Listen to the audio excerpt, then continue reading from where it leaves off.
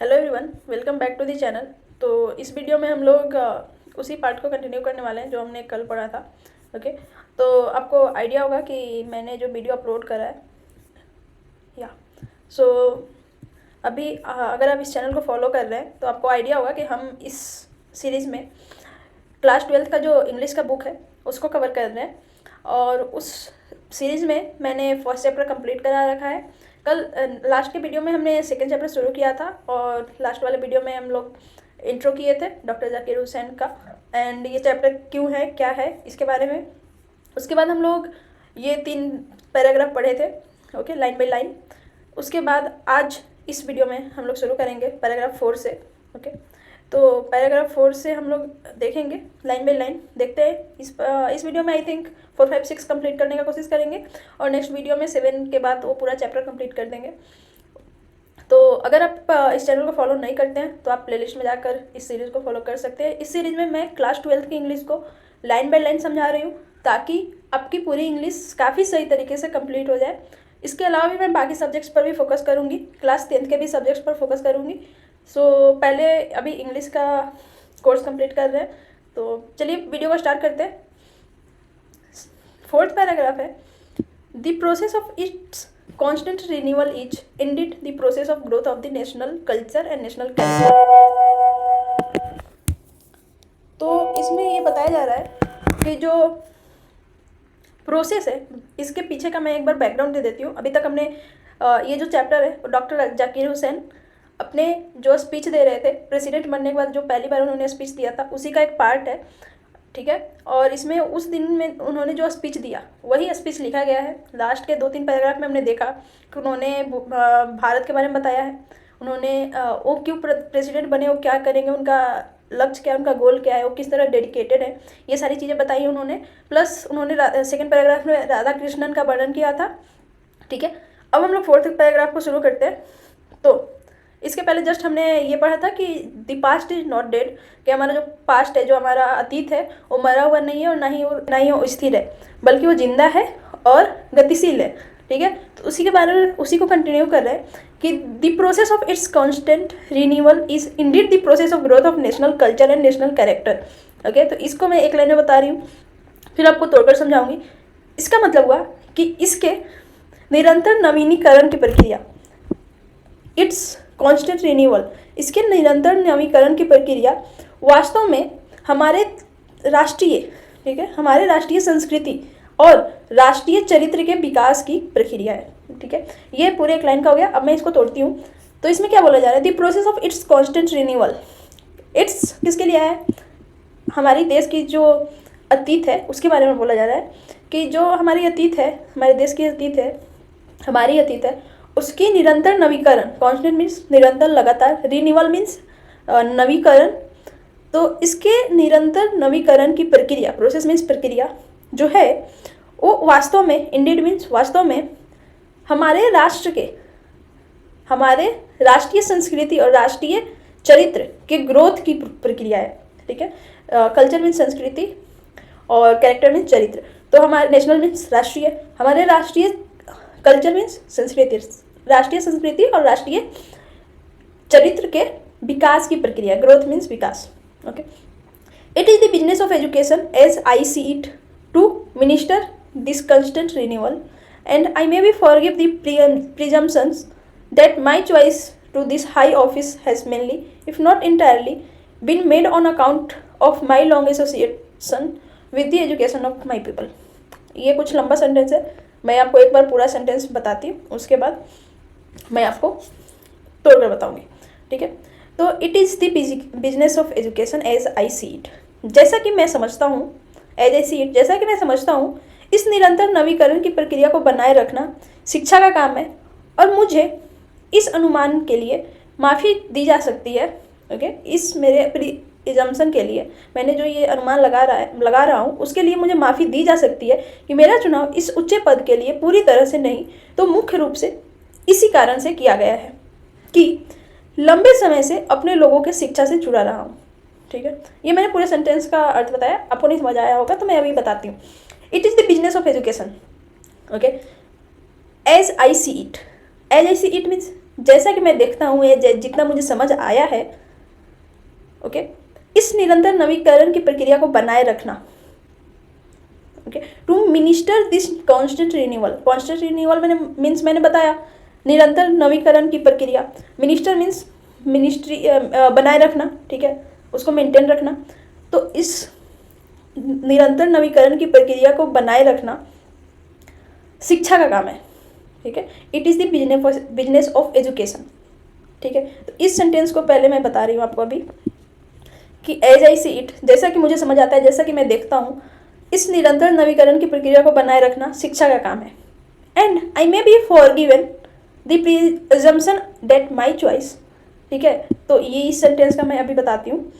And मुझे इस चीज़ के लिए मैंने जो प्रिजम किया, जो मैंने पहले ही अनुमान लगा रहा हूँ, ठीक है, उस अनुमान के लिए माफ़ी दी जा सकती है कि दैट मीन्स कि my choice to this high office has mainly if not entirely been made on account of my long association with the education of my people, ठीक है। तो मुझे इस अनुमान के लिए, मुझे जो भी मैं सोच रहा हूँ, मुझे ऐसा लग रहा है, इस चीज़ के लिए माफ़ी दी जा सकती है कि इस हाई ऑफिस पर, इस ऊंचे पद पर मुझे चुना गया है मेन रूप से, हैज़ मेनली, ठीक है, मेन रूप से मतलब इफ़ नॉट इंटायरली, अगर पूरी तरह से नहीं तो भी मुख्य रूप से इसलिए चुना गया है क्योंकि has been made on account, इसलिए चुना गया है क्योंकि my long association with the education of the people, मेरी जो जुड़ाव रही है लोगों के शिक्षा से वो काफ़ी लंबे टाइम तक रही है, और मेरे अनुसार पूरी तरह से नहीं तो कुछ तरह से, मेन रूप से वही एक रीज़न रहा है कि मैं इस पद पर चुना गया हूँ, ठीक है। ये इस सेंटेंस का अर्थ हुआ। I maintain that education is a prime instrument of national purpose and that quality of education is inescapably involve in the quality of the nation, ठीक है।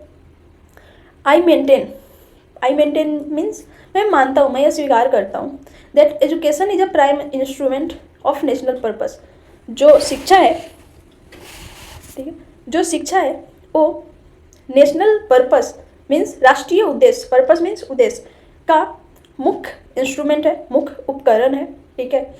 और शिक्षा का गुण असंबंधित रूप से राष्ट्र के गुण से शामिल रहती है, ठीक है। And that quality of education, जो शिक्षा का गुण है वो इनएस्केपेबली मीन्स असंबंधित रूप से इन्वॉल्व होती है, जुड़ी रहती है, शामिल रहती है, किसके गुण में, देश के गुण में, ओके।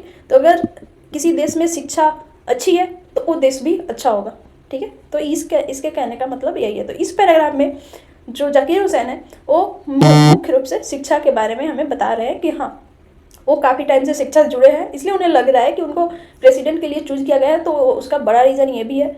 और वो बोल रहे हैं कि शिक्षा का जो गुण है वो हमारे देश के गुण से डायरेक्ट कनेक्टेड होता है, ठीक है। अब चलते हैं नेक्स्ट पैराग्राफ पे। I therefore place myself to the loyalty of our past culture from whatsoever it may have come and by whomsoever it may have been contributed. Okay. Therefore means इसलिए मैं खुद अपने अतीत की संस्कृति की वफादारी की शपथ लेता हूँ, चाहे जहाँ कहीं से भी ये आई होगी और जिस किसी के द्वारा भी ये दी गई होगी, ठीक है। तो I therefore place myself means मैं खुद कसम खाता हूँ इसलिए, to the loyalty of our past culture, हमारी जो अतीत की संस्कृति है उसकी लॉयल्टी के प्रति, ठीक है, उसकी वफादारी के प्रति, from where so ever it may have come, चाहे जहाँ कहीं से भी, वेयर सो एवर मीन्स जहाँ कहीं से भी यह आई हो, and by home so ever it may have been contributed, whomsoever means जिस किसी के द्वारा भी ये लाई गई हो, okay. I place myself to the service of the totality of my country's culture, ठीक है, मैं कसम खाता हूँ, ठीक है, मैं खुद अपने देश की संस्कृति की संपूर्णता का कसम खाता हूँ, ठीक है। तो याद है, I place myself to the service of totality of my country's culture, country's culture means देश की संस्कृति, टोटलिटी मीन्स संपूर्णता, सर्विस मीन्स सेवा, ठीक है। तो आई प्लेस माई सेल्फ, मैं खुद कसम खाता हूँ कि मैं देश की संस्कृति की संपूर्णता की पूरी तरह सेवा करूँगा। I place my loyalty to my country irrespective of religion और लैंग्वेज, मैं बिना जाति भेद, रंग भेद, I place myself to my country irrespective of religion और लैंग्वेज। यहाँ सेंटेंस कंप्लीट नहीं हुआ। I place myself to work for its strength and progress and for the welfare of its people without distinction of caste, colour और creed. तो इसमें वो बता रहे हैं कि मैं बिना जाति भेद, डिस्टिंक्शंस ऑफ कास्ट मीन्स जाति में भेद करना, colour, distinction of colour means रंग भेद, ओके, एंड क्रेड मीन्स धार्मिक विश्वास में भेद, ठीक है। तो यहाँ पर आप देख सकते हैं कास्ट, कलर एंड क्रेड के जस्ट पहले डिस्टिंक्शंस लगा हुआ है।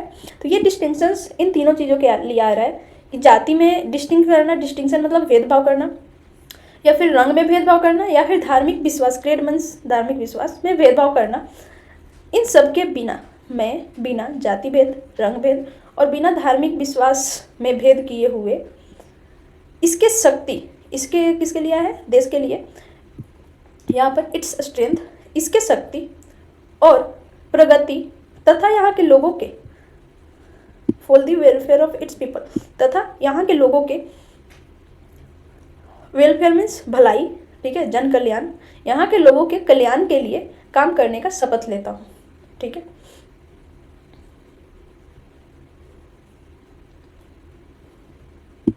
ये हो गया, यहाँ तक आपको समझ आ गया। The people have chosen me to make me the head of the family, head of this family for a certain time. जो यहाँ के लोग हैं उन्होंने मुझे चुना है, इस परिवार के, जो भारत देश की जनता है, जो भारत का फैमिली है, उस फैमिली का मुखिया के रूप में उन्होंने, लोगों ने मुझे चुना है कुछ सर्टेन टाइम के लिए, कुछ सीमित समय के लिए, क्योंकि 5 साल का वो होता है, तो उसी को वो बोल रहे हैं। It shall be my earnest endeavour to seek to make this home strong and beautiful, a worthy home for a great people engaged in fascinating task of building up a just and prosperous and graceful life। Okay, ये पूरा sentence जो है वो एक line में है, ठीक है। तो इसका मैं एक बार हिंदी बता देती हूँ, उसके बाद मैं आपको तोड़कर बताऊंगी।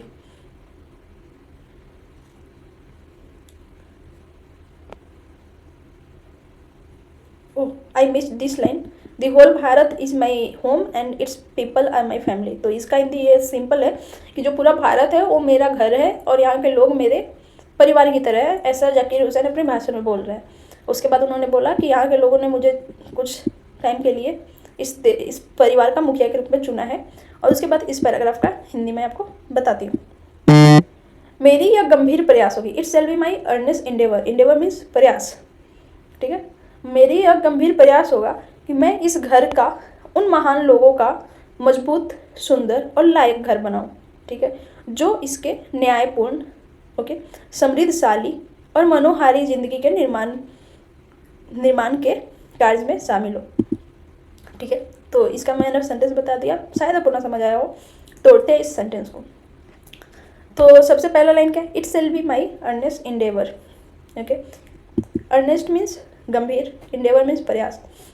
ये मेरी गंभीर प्रयास होगी to seek to make this home strong and beautiful, कि मैं इस घर को महान, मजबूत और सुंदर बनाऊं, ठीक है।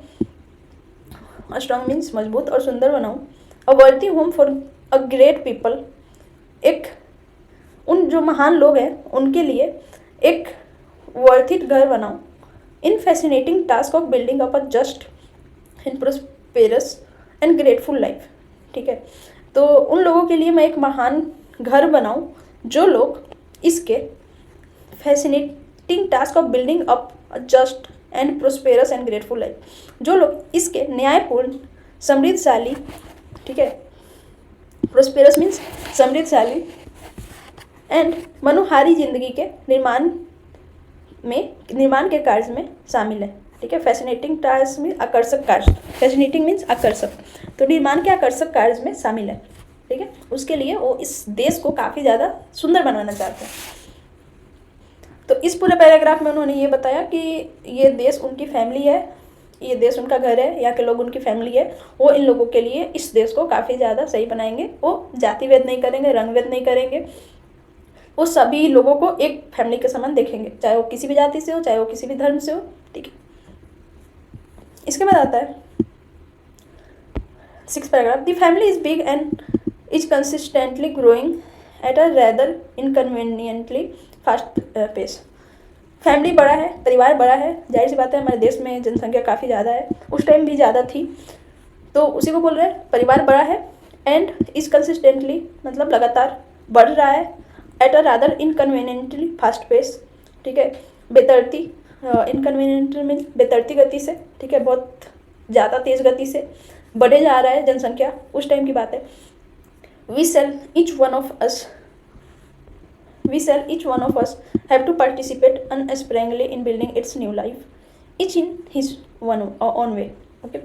तो वो बोल रहे हैं कि हमें, ठीक है, हमें each one of us, हमारे में से हर एक इंसान को इस नई जिंदगी के निर्माण में, ठीक है, इन बिल्डिंग इट्स न्यू लाइफ, इस नई जिंदगी के निर्माण में पार्टिसिपेट करना होगा, ठीक है, और निर्दयता पूर्वक भाग लेना होगा। अनस्पेरिंगली मीन्स निर्दयता पूर्वक भाग लेना होगा सबको अपने अपने तरीके से, each in his on way means सबको अपने अपने तरीके से इस चीज़ के लिए भाग लेना होगा, क्योंकि जो हमारी फैमिली है वो काफ़ी तेज़ी गति से बढ़ रही है, मतलब जनसंख्या काफ़ी तेज़ गति से बढ़ रही है, तो इस चीज़ के लिए सबको, इस नए लाइफ के लिए सबको अपने अपने तरीके से भाग लेना होगा। For sheer size the tasks ahead of us are so demanding that no one can afford to sit back and just watch or let frustration become endemic in our country, ठीक है। तो इसमें क्या बता रहे हैं कि फॉर sheer size मीन्स मात्र, sheer मीन्स मात्र, साइज मीन्स आकार, तो बोल रहे हैं कि मात्र आकार को लेकर हमारे सामने जो टास्क है, ओके, वह इतना बड़ा मांग करने वाला है कि कोई भी चुपचाप बैठकर उसे देख नहीं सकता, या हमारे देश में फ्रस्ट्रेशन मीन्स निराशा को स्थानीय मारी का रूप लेने नहीं दे सकता, ठीक है। तो आपने अभी एक देखा होगा, कोरोना आया था जो कि एक पैंडेमिक था। दो वर्ड होते हैं, pandemic and endemic. Pandemic means जो कि सब जगह फैले, एंडेमिक मीन्स जो कि एक जगह फैले।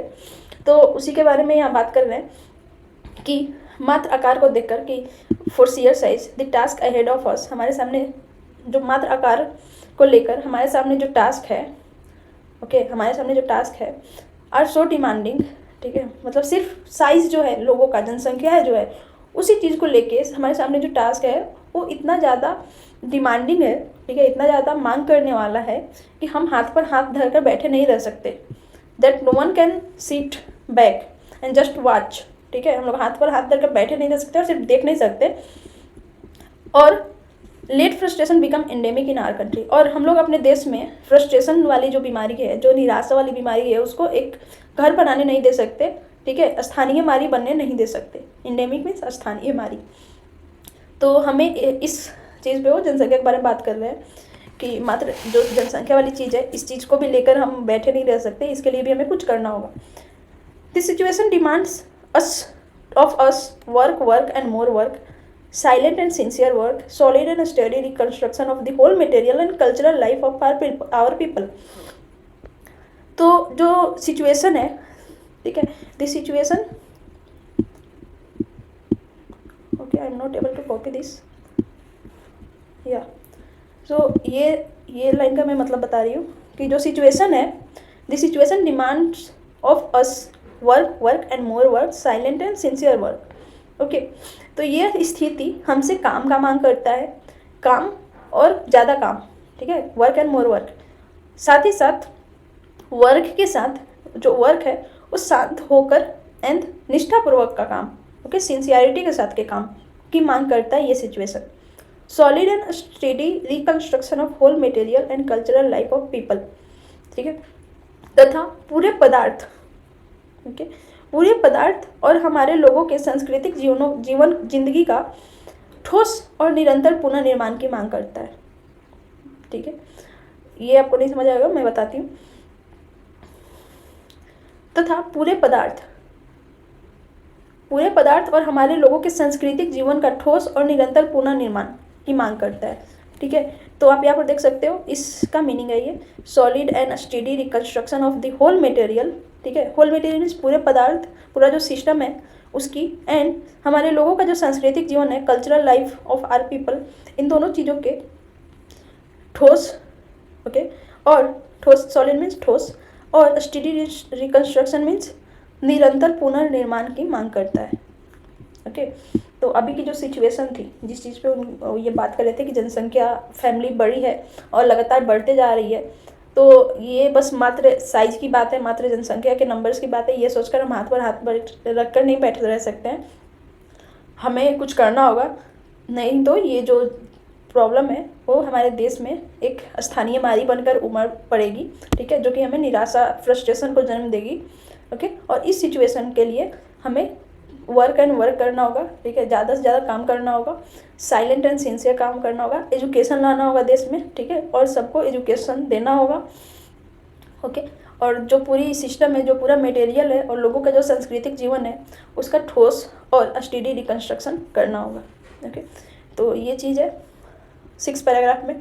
7 पैराग्राफ, 8 पैराग्राफ और 9 पैराग्राफ बच गया, इसको कल करेंगे, नेक्स्ट वाले वीडियो में करेंगे, उसके बाद क्वेश्चन आंसर करेंगे। ओके, इस वीडियो के लिए इतना ही। और इस सीरीज़ में मैंने आपको बताया है कि मैं इस इंग्लिश के पूरे लाइन बाई लाइन चीज़ों को समझा रही हूँ। तो अगर वीडियो अच्छा लगे तो आप वीडियो को लाइक करें, अपने दोस्तों के साथ शेयर करें, और कोई भी डाउट हो तो आप कमेंट बॉक्स में कमेंट कर सकते हो, मैं रिप्लाई कर दूँगी। Okay, thank you.